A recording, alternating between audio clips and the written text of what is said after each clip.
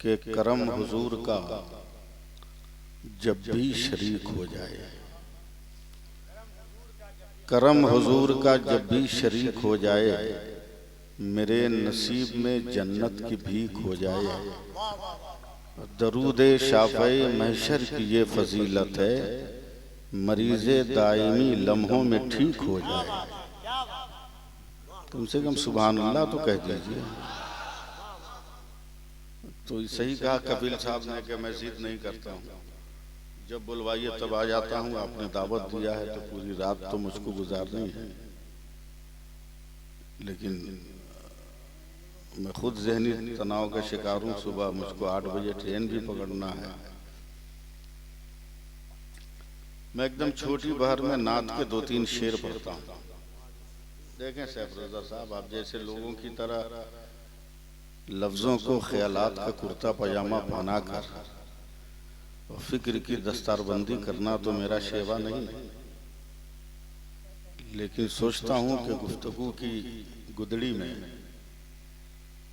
अगर ख्याल का टाका कुछ उल्टा सीधा भी होगा और गुफ्तगू सलीके की होगी तो ज़रूर गुंबद खदरा की जालियों के करीब जाएगी।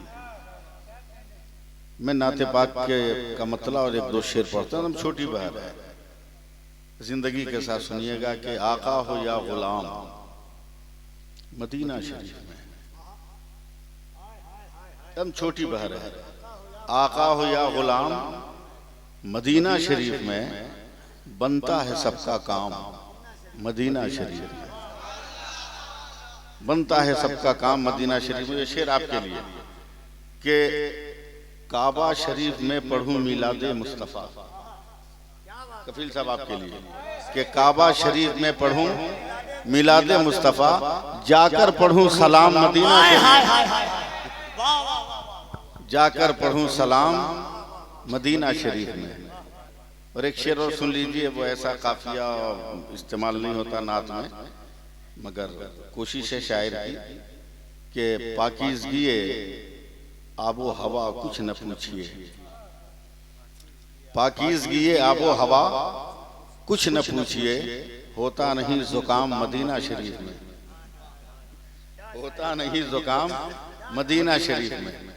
अब मैं एक शेर आपके लिए सुनाता हूं, समझे कि ऊंचा जिसे सुनाई दे उसको भी जोर से। ये शेर समझाने के लिए मैं कुछ बोलूंगा। ऊंचा सुनना समझते हैं? बहिरा, बहिरा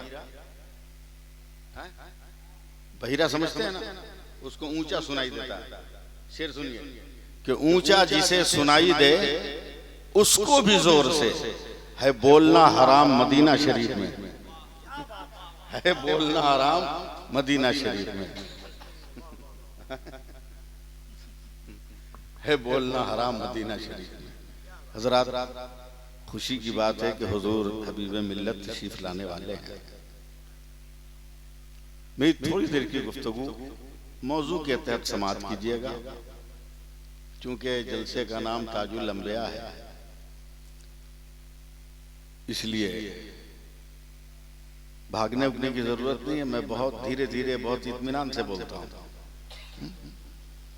अल्लाह के प्यारे हबीब सल्लल्लाहु अलैहि वसल्लम इतने लाजवाब हैं, इतने लाजवाब कि 1450 साल से ज्यादा का जमाना हो गया, मगर आज भी दुनिया में कोई इंसान मेरे नबी का जवाब ना ला सका।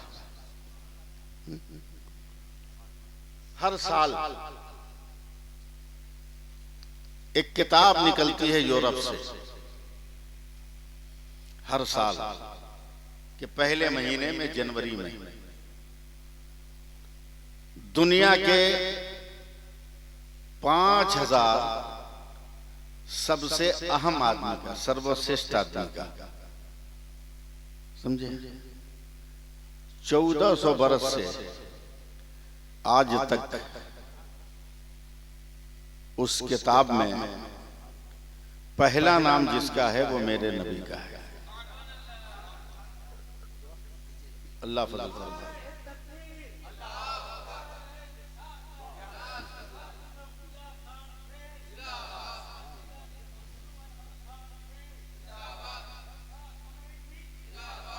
पहला नाम जो उस किताब में है वो मेरे सरकार का है। सुभान अल्लाह कहिए। हाँ, वरना हम कलकतिया आदमी हम बुलवाना भी जानते हैं।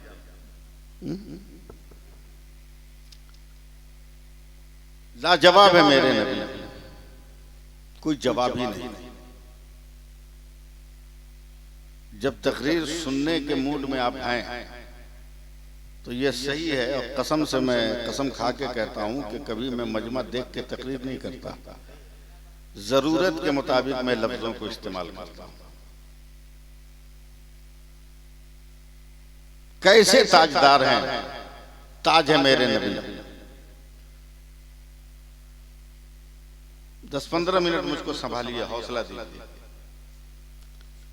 बहुत अच्छी तकरीर हजरत अल्लामा मुफ्ती फुरकान रजा मंजरी साहब की आपने समाअत की। बेपनाह लाजवाब खिताब हुआ, बहुत अच्छे मुकर्रिर भी हैं। मैं खुद उनको सुनता हूँ, कलकत्ता में मैंने बुलवाया भी है उनको।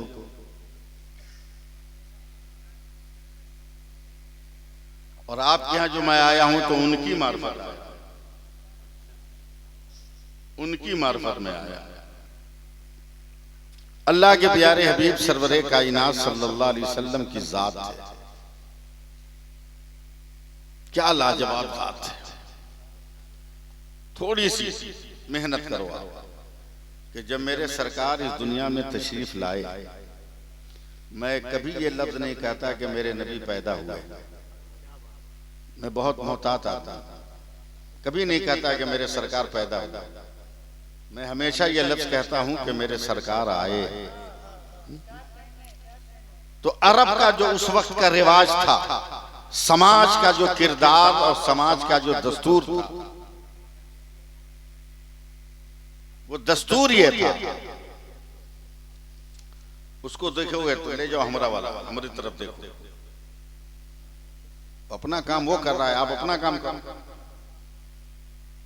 समाज का जो दस्तूर था कि शहर में रहने वाले, पैदा होने वाले, आने वाले बच्चों को देहात की औरतों के हवाले किया जाता था कि वो अपना फ्रेश दूध पिलाएंगी तो बच्चा तंदुरुस्त होगा। मेरे नबी जब दुनिया में तशरीफ लाए तो उस वक्त मक्का में उस दिन बहुत सारे बच्चे पैदा हुए। एक शोर बरपा हुआ, एक हंगामा खड़ा हुआ कि मक्का जो शहर तिजारत का मरकज था उस वक्त, चलो गांव की औरतों मक्का से बच्चों को गोद ले लिया जाए ताकि उनको दूध पिलाकर अच्छा खासा इनाम लिया जाए। औरतों ने ग्रुप बनाकर, औरतों ने जत्था बनाकर एक कमजोर भूखी प्यासी औरत से कहती हैं औरतें, बहन चल ना तू भी, कब तक भूखे बिलखती रहेगी, चल मक्का से तू भी किसी बच्चे को गोद ले लेना, कुछ पैसे मिलेंगे तो तेरा भी घर संवर जाएगा। वो गरीब औरत तैयार हो गई। मैं तकरीर कर रहा हूं, आप सुने ना सुने, गरीब औरत तैयार हो गई। मगर मजबूरी यह है कि जितनी भूखी ये है, इससे ज्यादा भूखी इसकी उठनी है जिस पे बैठ के जाएगी।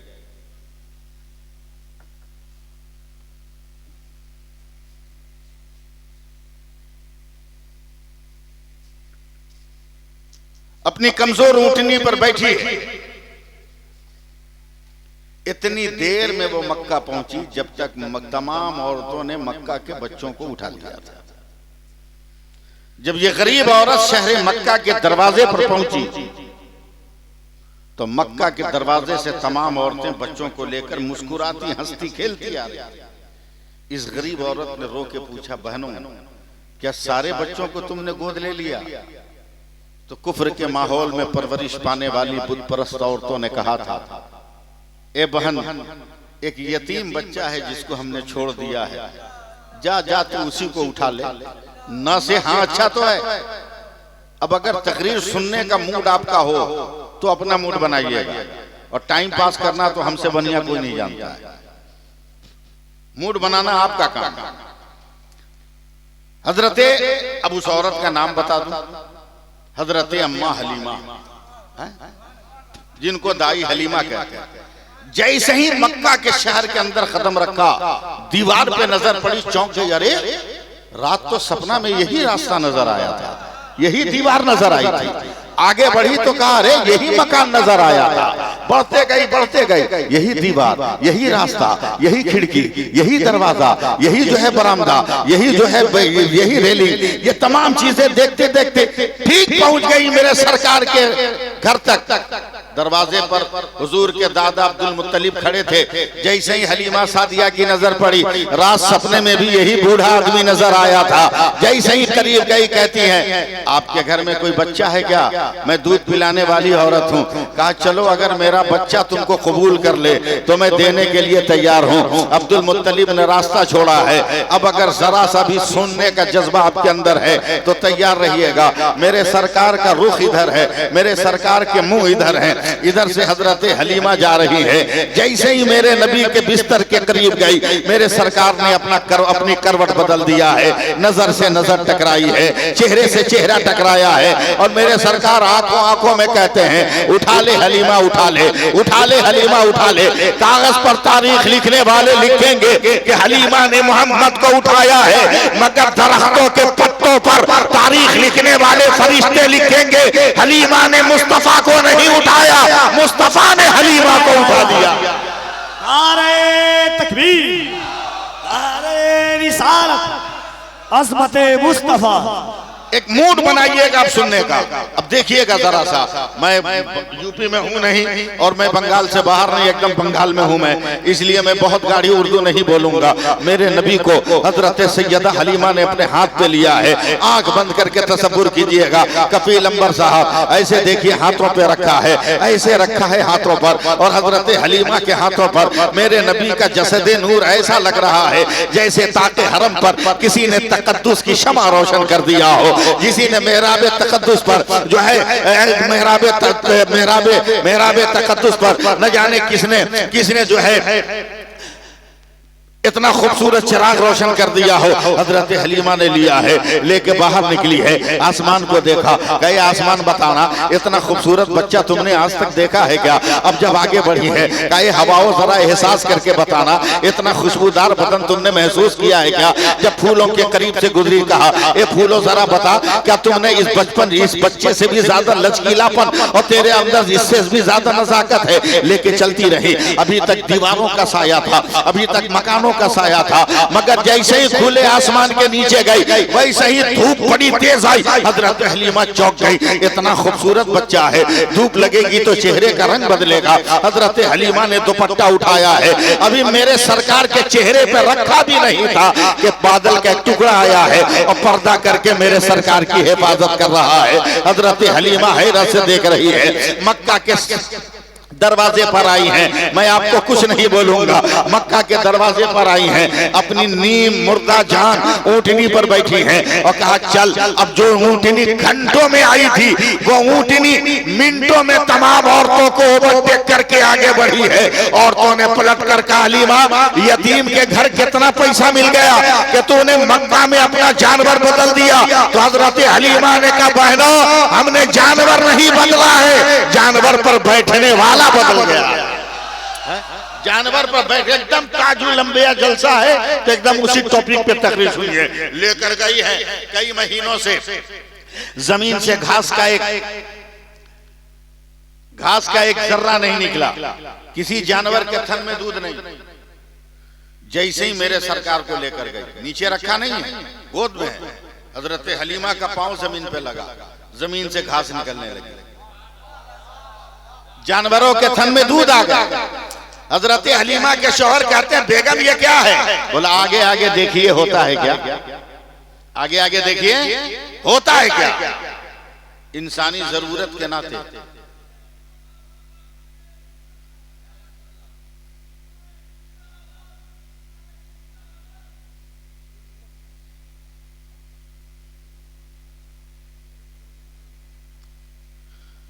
कौन आ रहा है?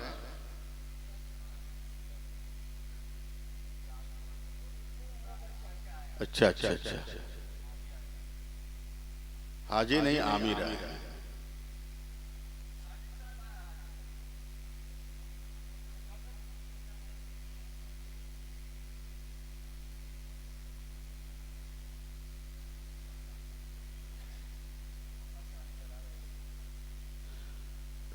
आ जाइए बाद में मुसाफा कर लिए हाजी साहब। हाँ, सुभान अल्लाह।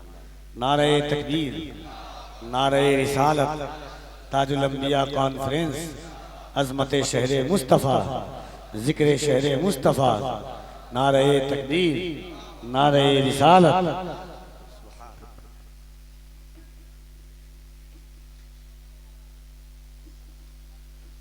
अभी घर नहीं गए हैं? हाँ? अभी गए नहीं ना है? क्या बात है, वाह। घर जाते तो नहीं सुनते, घर भी नहीं गए इसलिए अभी दयारे नबी की बरकत है आपके पास। चलिए बैठ जाइए। सुभान अल्लाह। बस जोरदार इस्तकबाल कीजिए। नारे तकबीर, नारे रिसालत, ताजुल अंबिया कॉन्फ्रेंस।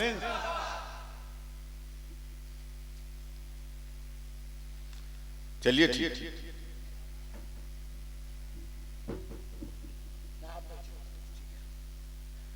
चलिए सुभान अल्लाह कह दीजिए। चलो ठीक है।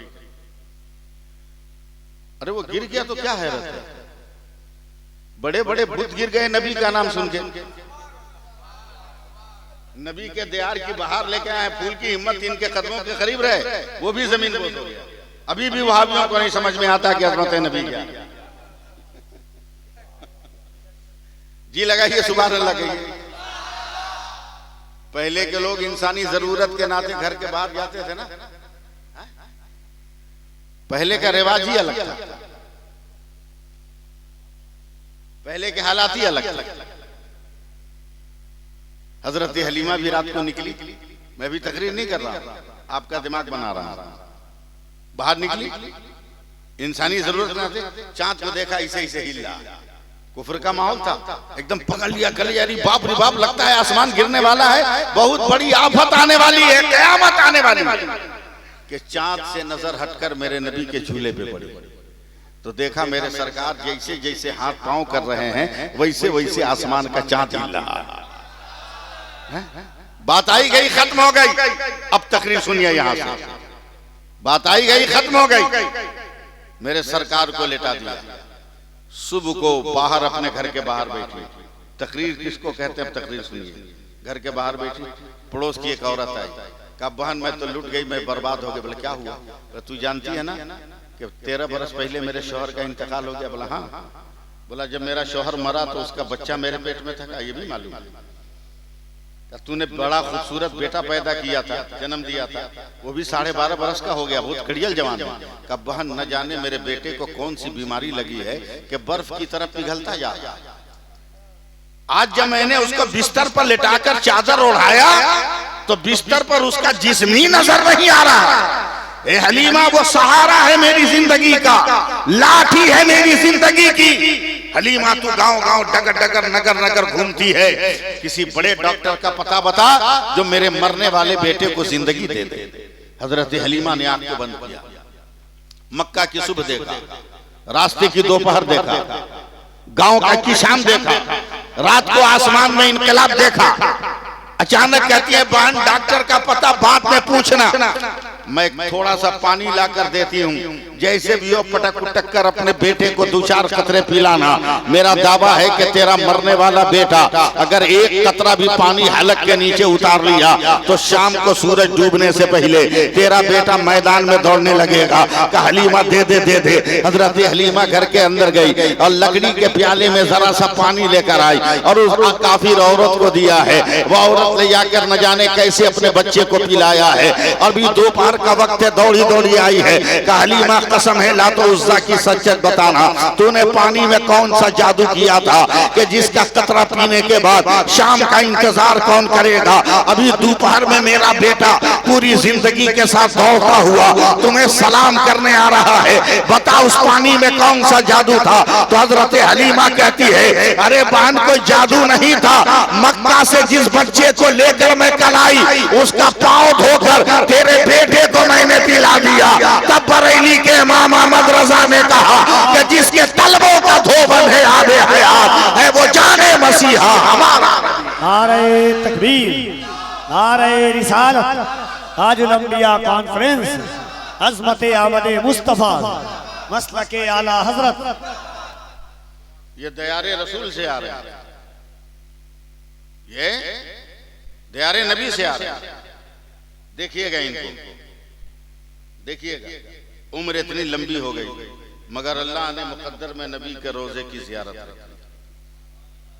हजरत बरेली शहर में भी शोर हुआ कि लोग मदीना से जियारत करके आ रहे हैं। सुनो साहब, मदीना से जियारत करके आ रहे हैं, मदीना की जियारत करके आ रहे हैं, समझे। शोर जब बरपा हुआ तो आला हजरत भी बाहर निकल गए और लोग बरेली वाले सड़क के किनारे हाजी के इस्तेकबाल के लिए खड़े थे। आला हजरत भी लाइन में खड़े हो गए। सब लोग हाथ चूम रहे हैं, कोई पांव चूम रहा है, कोई हाथ चूम रहा है, कोई पांव चूम रहा है। और जब आला हजरत के पास वो हाजी आए तो आला हजरत ने उनकी दोनों आंख चूम ली। तो गांव गांव के लोग मुलक्कू होते हैं ना। हाजी साहब ने कहा, ओ मौली साहब, सब हाथ पांव चूमा, तू मेरी आंख क्यों चूमा, आंख क्यों चूमा? आला हजरत ने कहा, आई आपने इन आंखों से गुंबदे खजरा देखा है, इसलिए मैंने आपकी आंखों का बोसा ले लिया। तो हाजी जल कर बोले, नाराजगी में नहीं, तकलीफ से बोले, कहा मौलवी अहमद रजा, ये भी कोई देखना है? 10 दिन तो देखा, तमन्ना थी कि सारी जिंदगी देखते रहे, मगर 10 दिन तो देखा, इससे ज्यादा न देख सका अहमद रजा। तब आला हजरत ने कहा, मुकद्दर पे नाज कीजिए ना कि आपको 10 दिन देखने को मिला और फिर पैसा होगा तो फिर देख लीजिएगा, मगर उन फरिश्तों की तकलीफ का अंदाजा लगाइए जो एक बार देख लिया वो कयामत तक देखने को नहीं मिलेगा। कयामत तक उसे देखने को नहीं मिलेगा। क्या समझाया नबी के दयार, क्या समझा? देखो इनको, देखो ताजुल अंबिया की बात, जलसे में बैठे हो, इनको देखो, मैं तकरीर कर रहा हूँ। हजरत मेरे नबी मस्जिद नबी में बैठे हैं, सुभान अल्लाह कौन बोलेगा, हमारा बाल बच्चा मस्जिद नबी में बैठे, साहबा बैठे, अंधा देख के बताएगा ना कौन कहां बैठा है।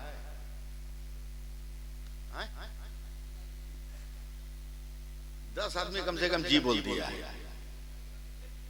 अंधा देखेगा, बोलो, अंधा पूछेगा ना कि फलाना कहां है, बोलो भाई, अंधा पूछेगा ना फलाना कहां। मगर देखना, ये अंधा मैं आपको समझाने के लिए कह रहा हूं, वरना बेहतर लफ्ज है नाबीना, बेहतर लफ्ज है नाबीना। ये पूछ नहीं रहे। मस्जिद नबी का दरवाजा दोनों हाथ से पकड़ा है, देखो मेरी तरफ, दरवाजा पकड़ा और पकड़ के लगे सूंघने। पीछे साहब ही देखा, अरे भाई क्या कर रहे हो? का सूंघ कर पता लगा रहा हूं कि मेरे सरकार कहां बैठे हैं। मोहब्बत से बोलिए, सूंघ के पता लगा रहा हूं कि मेरे सरकार कहां बैठे हैं। अबे ये भी तो इश्क चाहिए ना। हुजूर शेर बेशे अहले सुन्नत अल्लामा हशमत अली खान पीलीभीती रहमतुल्लाह अलैह अजमेर शरीफ गए और जन्नती दरवाजे से निकल गए। एक वहाबी पकड़ लिया और पकड़ के लगा इनको सूंघने। हुजूर शेर बेशे अहले सुन्नत ने कहा, अबे क्या सूंघ रहा? बोला, आप जन्नत के जन्नती दरवाजे से निकले हो ना, जन्नत की खुशबू सूंघ रहा हूं। कस के धक्का दिया, बोला जहन्नमी नाक लेके जन्नत की खुशबू सूंघने आए। जी लगाइए, नबीना देखेगा नहीं ना, पूछेगा, मगर ये क्या कर रहे हैं? सूंघ रहे हैं। जहां से खुशबू मिली चले गए, सुभान अल्लाह, चले गए और जाकर मेरी तरफ देख, उनको क्या देख रहे हैं यार? किसी को कहीं जाने भी नहीं दीजिएगा आप लोग।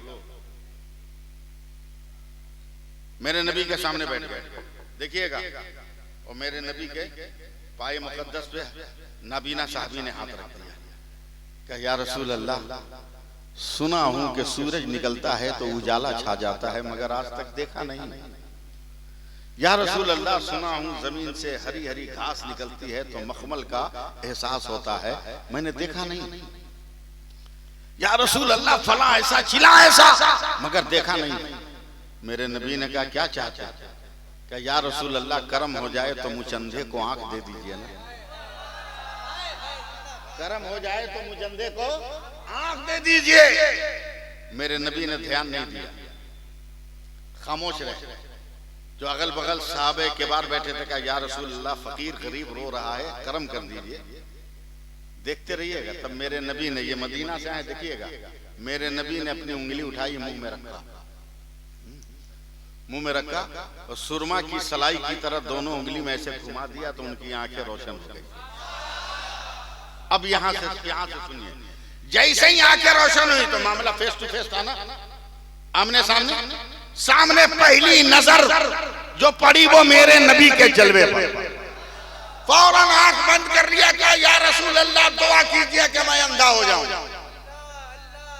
दुआ कीजिए कि मेरी आंखों की रोशनी चली जाए। नबी भी घबरा गए, साहबा ने घबरा कर कहा क्या कर रहे हो, नहीं तो चैन है, अंधे थे तो आंख के लिए रो रहे थे, अब आंख मिल गई तो क्या कर रहे हो।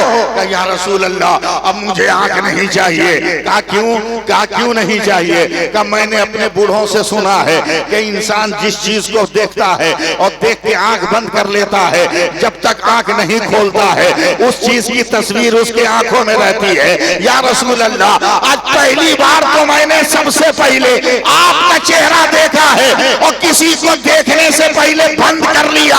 अब कयामत तक आपका चेहरा मेरी आंखों में रहेगा और जब खुदा कयामत में पूछेगा तेरा रोजा कहाँ है, तेरी नमाज कहाँ है, तेरी ज़कात कहाँ है, तेरा हज कहाँ है, तेरे फराइज कहाँ है, तेरे वाजिबात कहाँ है, तेरी खिदमत कहाँ है, तेरा किरदार कहाँ है, तेरा अखलाक कहाँ है, बता तेरी खिदमत कहाँ है। तो मैं आंखें खोल कर कहूंगा ए परवरदिगार कुछ नहीं लाया, अपनी पुतलियों में तेरे रसूल का जलवा लेकर आया। अपनी आंखों में तेरे नबी का जलवा लेकर आया हूं। सुभान अल्लाह। हाँ, आंखों में नबी का जलवा लेकर आया। काश ये मिजाज हो जाए। हम लोग तो हुजूर मुजाहिद मिल्लत के दीवाने हैं ना, फिर भी सुभान अल्लाह नहीं बोल रहे। जिसका खाते हो कम से कम उसका तो गुन गाओ, सुभान अल्लाह कह दो। साहब जब सरकार हुजूर मुजाहिद मिल्लत को रियाज के जेल में कैद किया गया, कैद करके जब बाहर निकाला गया तो बदअकीदा जेलर, सऊदी वहाबी जेलर कहता है हबीबुर रहमान तू नबी का रोजा देखने आया था, रियाज से मदीना कितनी दूर है देख लीजिएगा, समझे। मदीना देखने आया था ना, नबी का रोजा देख हमारा पावर, हमने तुमको नबी का रोजा नहीं देखने दिया। मुजाहिद मिल्लत के हाथों में हथकड़ियां, पैरों में बेड़ियां हैं, इतने जोश से घूमे हैं कि सब बजने लगे। का तेरी हिम्मत कि तू हबीबुर रहमान को नबी का रोजा देखने से रोक दे, तेरी हिम्मत कि तू रोक दे। बोला देख रोक दिया, कहां मदीना कहां रियाज। मुजाहिद मिल्लत जलाल में आ गए, हाथ उठाया, कि मैं तो देख रहा हूं, तुमको भी देखना है तो देख, वो गुंबदे खज़रा है। अरे जोर से बोलो ना, जोर से बोलो ना। देखना है तो देख, वो गुंबदे खज़रा है। और जब जेलर ने देखा वाकई जब रोज़ा रसूल नजर आया तो कदमों पर गिर कर कहता है कि जब नबी का गुलाम ऐसा है तो नबियों का इमाम कैसा हो। इसलिए लोगों ताजुल अंबिया कॉन्फ्रेंस में बैठे हो तो कुछ सबक। पीर का फैजान भी उसी वक्त मिलेगा जब नमाजें पढ़ोगे।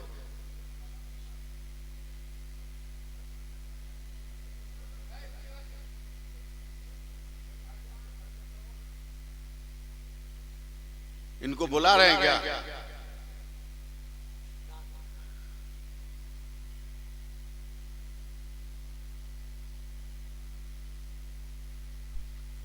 पीर का फैजान लेना है तो नमाजें पढ़ो। बगैर नमाज पढ़े एक दो नहीं 2-4 दर्जन तावीज लगा लोगे, फायदा नहीं होने वाला।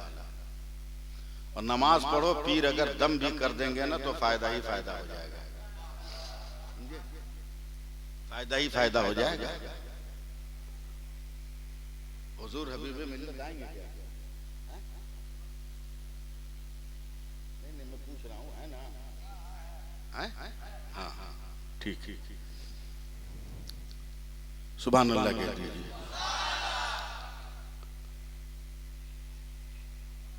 मुजाहिद मिल्लत का ये सदका है कि बंगाल भी आबाद है, उड़ीसा भी आबाद है, बंगाल भी आबाद है, उड़ीसा भी आबाद है। आज जो हम लोग में सुन्नियत बाकी है, हुजूर मुजाहिद मिल्लत की करामत है। हुजूर मुजाहिद मिल्लत किस आदमी का नाम था ये तो बाद में बताऊंगा। पहले याद रखिए, न मेरा नबी मुर्दा है न अल्लाह का वली मुर्दा है, सब जिंदा है, सब जिंदा। एक बुजुर्ग हैं हजरत जलालुद्दीन रहमतुल्लाह अलैह,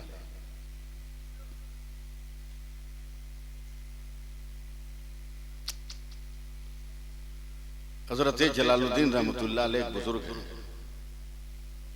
सुनो यार, नहीं तो बोल दो मैं खत्म कर दूं।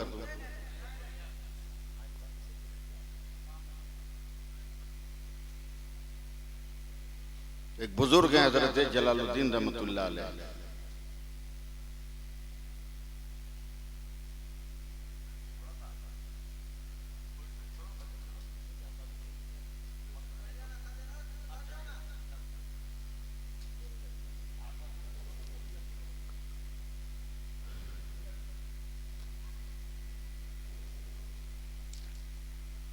दरूद पाक पढ़िए। सल्लल्लाहु अलैहि नबी वालिही बारिक वसल्लम सल्लल्लाहु अलैहि वसल्लम सलातम व सलामन अलैका या रसूल अल्लाह सल्लल्लाहु अलैहि वसल्लम। हम लोगों की कोई गलती नहीं रहती है, बीच में रुकावट होती है, किसी और का जुर्म होता है। हजरत जलालुद्दीन रहमतुल्लाह अलैह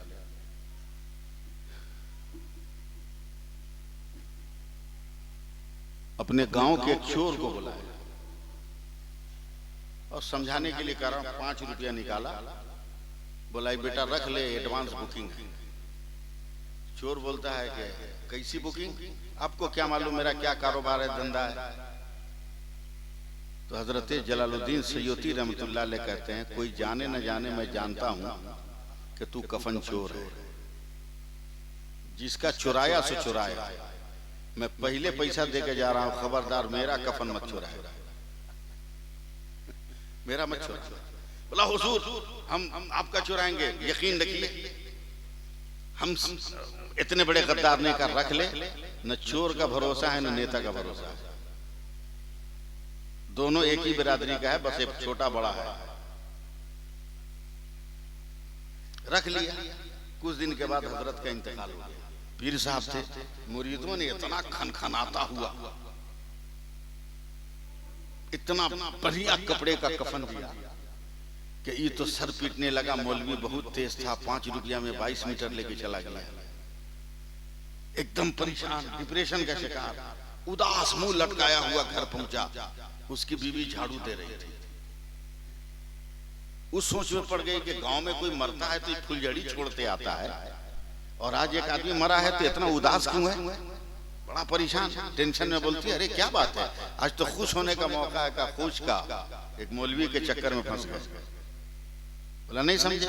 बोले इतना दिन पहले जो 5 रुपया ला के दिए थे ना, आज वही मौलवी मर गया, अब पैसा दे गया था एडवांस में, अब किस मुंह से जाए उसका कफन चुराने। तो बीवी झाड़ू फेंक के कहती है एकदम बकलोल का बकलोले है का तू, क्या मतलब। बोला वो तो देने वाला बेवकूफ था जो तुमको दे के चला गया, मरने के बाद क्या पता कि किसको पैसा दिया था, जाओ जाके कफन भी लिया। तो बोलता है इसीलिए हम तुमको तलाक नहीं देते हैं, तुम्हारा दिमाग एकदम इमरजेंसी में काम करता है। दिन गुजार के रात को सन्नाटे में पहुंच गया कब्र पर, कब्रिस्तान में, और कब्र को टारगेट करके जैसे ही हजरत जलालुद्दीन सैय्यदी रहमा की कब्र को खोद के कफन में हाथ लगाया, उठ के बैठ गए, चोर का हाथ पकड़। बोला एडवांस का हुआ। बोला हुजूर माफ कर दिए गलती, मैं कहता था ना चोर की बात का कोई भरोसा नहीं, जब पैसा दे के आया तो क्यों लेने आया। बोला हुजूर गलती हो गई, अब नहीं आएंगे। हजरत जलालुद्दीन सैय्यदी कहते हैं सुन, मेरा नाम जलालुद्दीन है, और सिर्फ यही कब्रिस्तान नहीं, आज से रूए जमीन के जिस कब्रिस्तान में जाएगा वहीं पर जो है जलालुद्दीन बैठा हुआ मिलेगा। और फैसला कर लो कि जब अहले सुन्नत वल जमात का जलालुद्दीन इतना पावर रख रहा है तो खुदा का रहमतुल्लिल आलमीन कितना पावर रख रहा है। नारे रिसालत मसलके आला हजरत ताजुल अंबिया कॉन्फ्रेंस अल्लामा सैफुल्लाह अलीमी। अपन अकीदा मजबूत करो, हम लोग ढुलमुल हो गए।